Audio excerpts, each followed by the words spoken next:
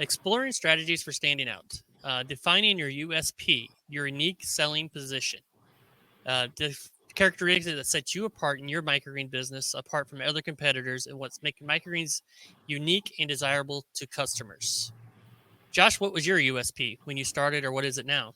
Well, when we first started, my main thing was quality. I wanted my quality to really stand out and take front and center, especially when we did our initial sales meetings. So I'm a big, firm believer on first impressions.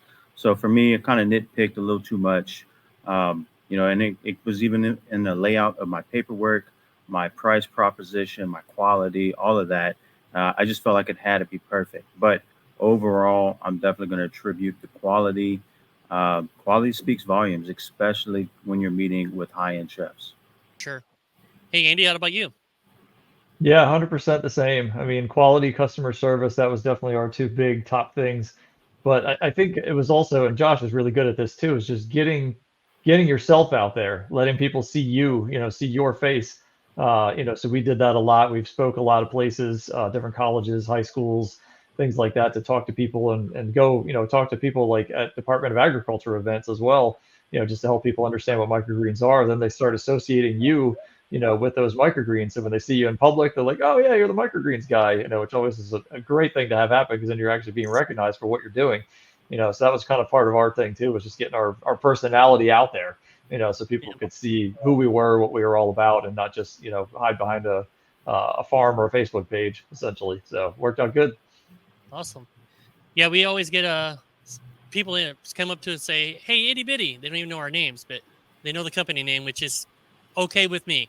They can call us that all they want, but that means something's working. They're getting it out there. So Yeah, that's awesome. Hey, real quick, funny story. So the first time I got recognized, it was in an airport, and someone come up to me and says, "Man, you look real familiar."